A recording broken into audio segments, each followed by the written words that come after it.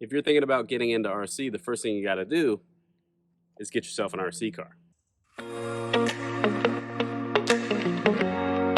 Now, what do you buy?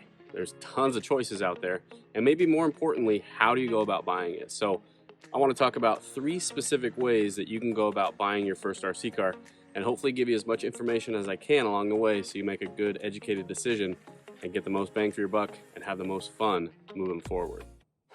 Now, the first way that most people go out and buy their first RC car is they go to the local hobby shop or jump on Amazon and they buy the first ready to run car they either see, or the first one that the guy at the hobby shop sells them, or if they get it off Amazon, they typically buy the cheapest thing they see. I'm not here to tell you that's the wrong way to go about it, but there's a few more options. So, to give you a little bit more advice before you jump out and buy the first thing that you see, one of my first rules is one thing I'd really avoid is going out and buying a ready to run nitro car.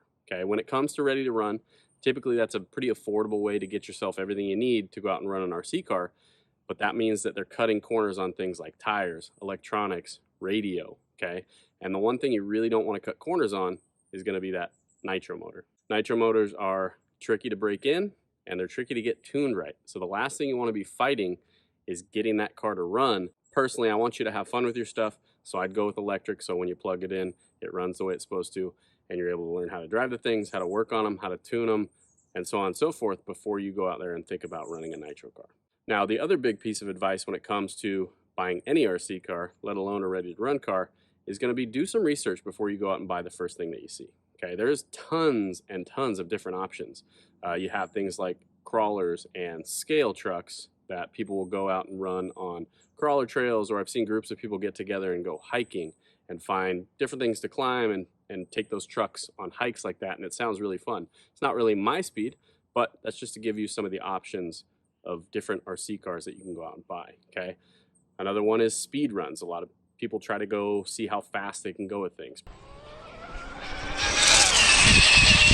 A little bit of a warning here, the faster you go, the hotter things tend to get, so that's when you catch things on fire, whether it be batteries or speed controls. So be careful and watch those temperatures, okay? The other thing with speed runs is make sure you're not driving right next to where you're standing, because you won't be the first person that gets hit by a car and hurts yourself if you have a car going 80, 100 plus miles an hour. So be careful with those speed runs, guys.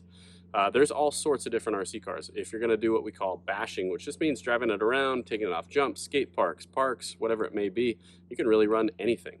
One thing I'll tell you is I've read from multiple people that are quote unquote bashers is that once they've gone with hobby grade stuff, it might be easier to drive if you have that better quality stuff. The other thing I've heard people say is that it's more durable, so they have more fun taking it off jumps and kind of beating those cars up because they last a little bit better.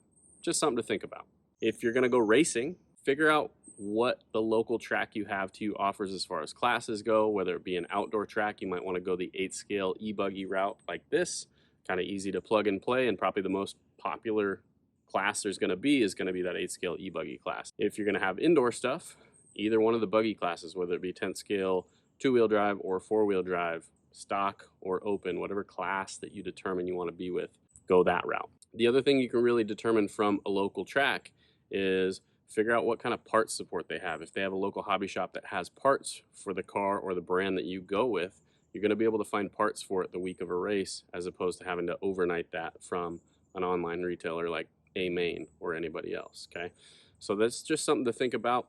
The other thing with getting a brand that's supported locally is you're probably going to have teammates and people that can help you with setup and different stuff like that, and they might have a part at the track during a race if you were to break a car and really need to find something right there on the spot. You're probably going to be better off and have a better chance of finding it if you have other people with those cars at the track. There's tons of different kinds of racing as well, not just off-road. You're gonna have road racing, you're gonna have drag racing. The low C pro motocross guys are definitely trying to get those things to tracks. I know I'm curious to see if tracks are gonna change and if that class is gonna grow. Oval racing is also a thing. So there's just tons of different kinds of not only RC cars, but different classes of racing that you could get into. So do your research, watch videos, see what you have locally. There's a lot of different stuff that you could use, but I want you to figure out what you might like before you go out and buy a car. Now, if you've already bought a ready-to-run car, a couple of things that you can upgrade to really enhance your experience, make that thing more fun to drive, are going to be number one, Tires are the easiest upgrade to any RC car out there. Put good tires on that thing, it's probably going to handle better. Okay. And number two, probably the most important part, is going to be the radio. Okay. Ready to run cars come with cheap radios. You can only adjust things like center line of the steering, power, a couple other things at most. You don't have a lot of adjustability. We picked up one of the ready to run low C 8 scale tuned ARRMA cars. When we put this thing on the track, the throttle was a little bit unresponsive, so we threw a little bit of dual rate at that ESC to where it would respond a little bit better to the trigger. And what that allowed us to do was save the car when it nosed down off the jumps. If we didn't have that, if we just used that ready to run radio, the car was really tough to drive. The other big thing about having a good radio is going to be that you can adjust your endpoints. That's really important when it comes to the servo. I know I've heard so many times guys with ready to run stuff blow out the servo. And the reason being is probably the servo's trying to turn too far. If you can't set that endpoint adjustment or the EPA, okay, the servo's trying to go to its max throw. And if it can only go to 80% of that, when you turn all the way, that servo's trying to go to 100%, it's probably wearing out the motor or breaking the gears. Another big setup piece, and one of the secrets to setting up your car to handle well on the racetrack, is setting up the endpoint with the brake force. Okay, I have one of my cars all the way down to like 44%, and it feels like that car has ABS. It doesn't lock up the nose and slide sideways when I'm trying to slow down and get it to turn. It slows down nice and controlled and turns in there under control, and really that saves me a lot of time on the track. So it's a really cool little adjustment that you can only do with one of these good radios. Now, the second way you can go about buying RC stuff is to go out and buy everything brand new, one-off, put it together, get everything that you want specifically to put together, so you have kind of the best of the best of the best, or the best that fits within your budget. Your budget's definitely going to be a big consideration, because you can spend anywhere from $150 to $800 just on a radio, okay, let alone some of the things like electronics, kits, and all that sorts of stuff. Some of the advantages that's going to come with buying all new stuff is, A, it's new. It's great to have new stuff. But B, okay, you're going to have the chance to set up your car to build it from the ground up when you start with a kit, and you're going to see how it works, how it goes together, how you might change some setup things, and that's a good ground base of knowledge moving forward when you have an RC car. Okay, so figure out what it's going to cost, and then figure out if you have the budget to go piece everything together. Okay? Now, the third option, and one thing I definitely want to tell you about, is one thing a lot of people getting into the hobby of RC don't understand, is there's a really good used market. And as soon as you run things, as soon as they hit the track or you go out and bash them, the value really drops. Just like your car on the street, that thing kind of devalues really quickly.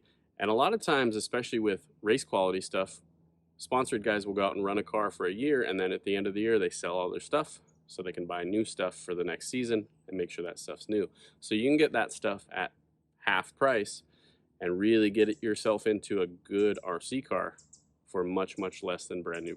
I've bought plenty of stuff used. My buddy Kip has gotten great deals on used stuff. He got a short course truck almost ready to run, which means it has everything other than a receiver in it. He got that thing for like $325 shipped to his house. So that's a great deal. The kit itself for one of those short course trucks is $400. So that's with motor, speed control, servo, etc. So that's a really good deal. Now, you could also kind of combine these two ways. You could buy a new radio and a kit, and then buy some used electronics and tires and batteries and a charger and all that different stuff to kind of piece it together, so you get a little bit better deal. So you can pick and choose as well. You don't have to go one way or the other, of course.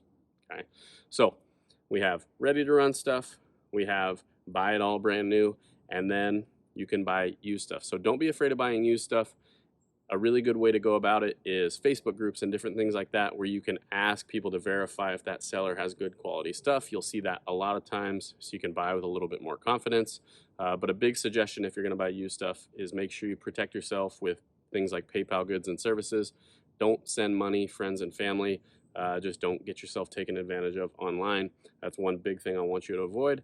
That never feels good when somebody takes advantage of you, so protect yourself when you do buy stuff used online. All right, hopefully I've given you enough info that you can go buy a really fun RC car and have a blast moving forward. I'm going to go run this car, have a good time with it. We'll see you on the next video, guys. Thanks for watching.